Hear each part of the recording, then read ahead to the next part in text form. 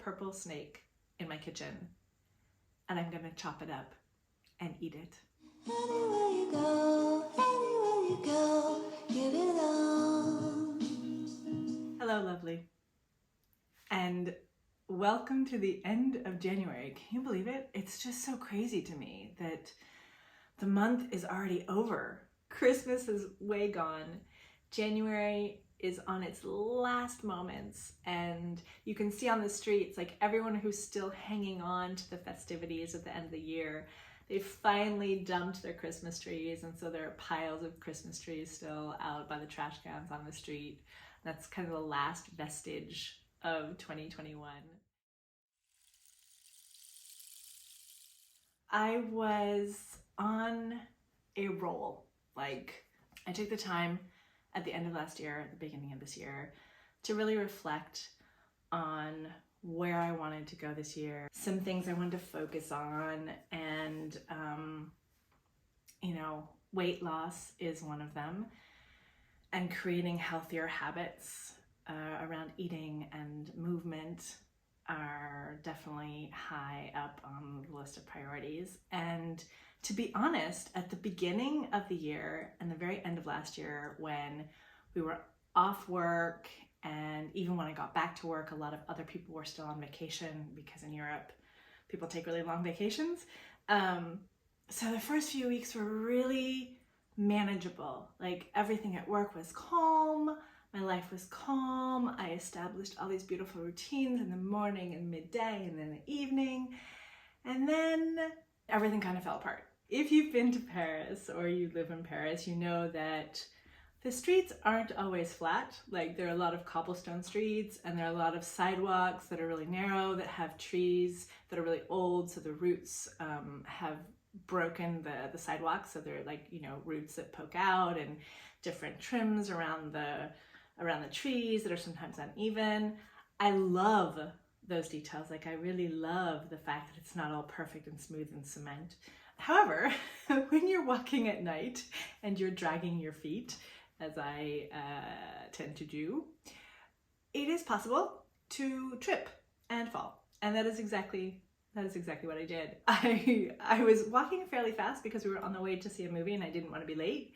And I tripped over a root, and I did this like crazy Charlie Chaplin-esque rolling. It felt like 5 minutes fall, because I kept trying to catch my balance, and I kept almost catching my balance, and it was like, oh, I've got it, no I don't, oh, I've got it, no I don't, oh, I've got it, no I don't. And so finally I bit it. I like hit the sidewalk, then into the street, then into a car, and bashed up my knee, pulled the muscles in my back, and it doesn't look so bad.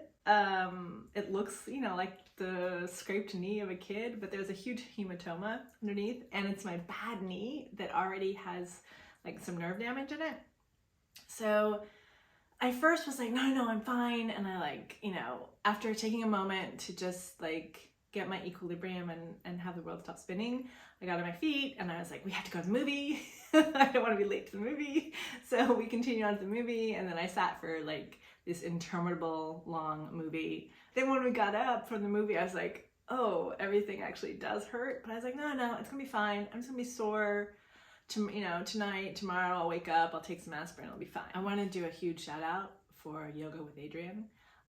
I have followed Adriene for years now, and every January she creates this month-long program that includes a really lovely email in the morning and this great like manageable video for the day. And every year I get about 4 or 5 days in, and then life gets crazy and I drop it, and then I feel like I can't get it back because it's, every day for the month of January, and if I've missed a day, then I'm off the rhythm, and there's no point in picking it back up again.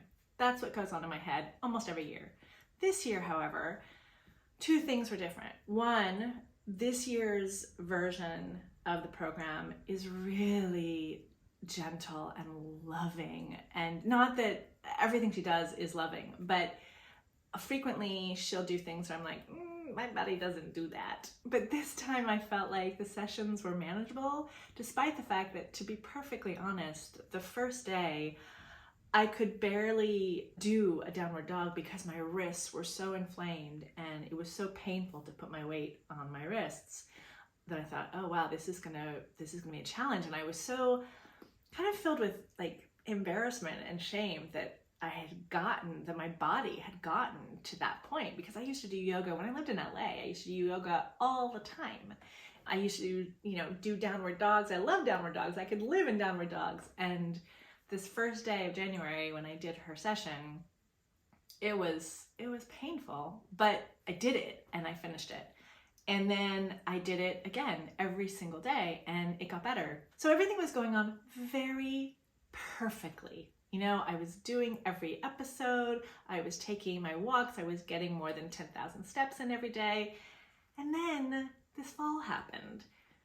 And I was stubborn the day afterwards. So I was like, no, I'm going to continue on my routine, because honestly, I was afraid. I was afraid that if I broke the routine, I would never get it back, because that's what happens. That's what has happened in the past, is that once I've broken a routine, it can take years, if ever, for me to get back on the horse. So I was like, no, I can power through. When I went to do cat-cow and put my knee on the mat, it was excruciating, and I got through the session.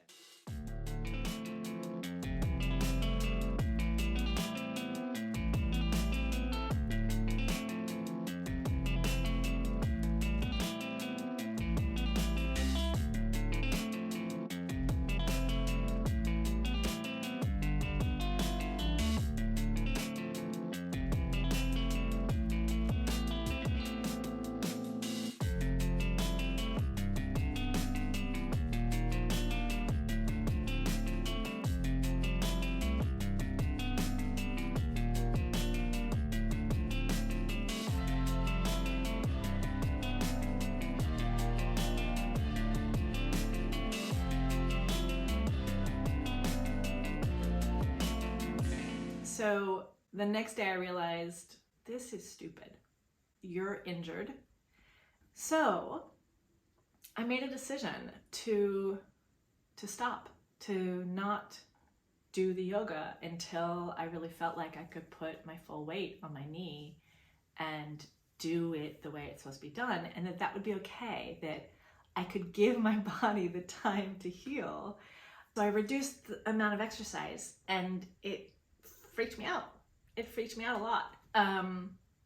However, what's interesting is that I still had the desire to continue. Like, I didn't lose the sense of accomplishment and pride that I had acquired by completing my practice every day up until that point. So as of yesterday, I picked it back up. And I really want to share that because, well, for two reasons. One is, go check out Yoga with Adriene if you haven't, because I think all of her work is amazing. And if you're like a yogini, she will have stuff for you. And if you're like me, who like is just a bundle of like crispy, crunchy bone and joint and unmovable muscles, she also has stuff for that as well. And also that you don't have to start on the first day of the month or the first day of the year. You can start today. You can start whenever, and you don't have to start the first thing in the morning or, a set time every day. You can really give yourself the freedom and the flexibility to just be kind and just begin, and then begin again every single day, and like really take that beginner's mind into whatever practice that you're working on. And so that's been a huge learning for me. This is the first time, the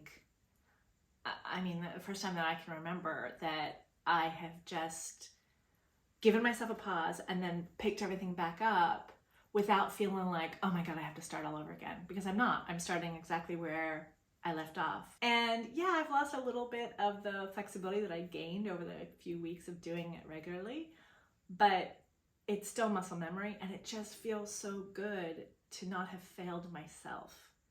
So I just encourage you to not be discouraged by having to take pauses and not be discouraged by sort of arbitrary dates, start lines, finish lines. Where I live, there are basically 4 farmers markets, like 4 days of the week, there's a farmer's market. In some place, it's within like a 5-minute walk. So I have been experimenting with vegetables, like eating vegetables, and I've found some really cool vegetables to experiment with. The first one that I got really excited about is like basically a snake. I have a purple snake in my kitchen. It's kind of awesome. The Japanese eggplant, and I have no idea what it's gonna taste like. I think it's gonna be good. Every recipe that I found recommended soaking it. Some recommended soaking overnight. That's never going to happen. So I soaked it for like 10 minutes, kind of as it was cooking. Like I put it in the cold water and let the water heat up with it in there. So it kind of killed 2 birds with 1 stone. It like did the soaking and the cooking at the same time. So it turned out to be really delicious, very mild but nutritious, and it just felt, you know, it felt good. I don't know about for you, but like when I do something that's kind of out of my comfort zone, or I haven't done it before, or I haven't done it in a long time, and I do it, I just get this like, I become this little like 5-year-old who's like, I won, you know, like I did it. Even though it can be something as simple as like cutting an eggplant. Yeah. Welcome to my life. Oh goodness.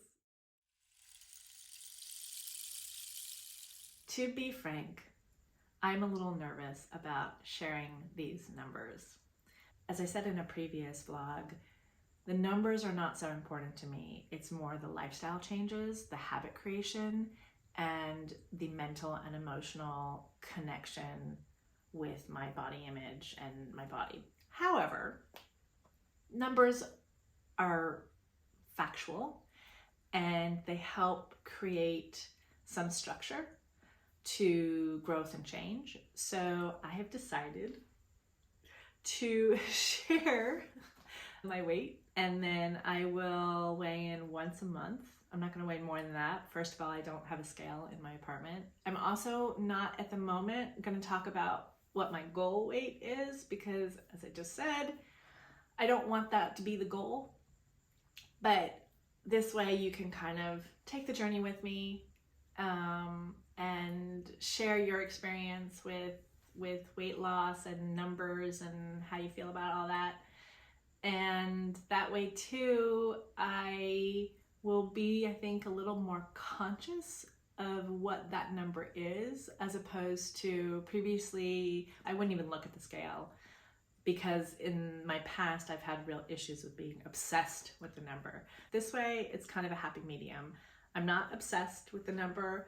I'm only checking it once a month someplace else, but I'm also taking ownership of the number by sharing it with you. That's my thinking. So without further ado, voila. This is where I'm at now. For a few days, I've been really wrestling with whether I should publish this or not, because I was like, I'm embarrassed by the number and I don't want to share it, and what are people going to think, and oh my god, I'm fat and they're going to know. And then I realized, you know, I'm on camera. I am walking in the street. I'm in a public space all the time. It's not like somebody's going to look at this number and suddenly be shocked by the fact that I don't weigh 100 pounds.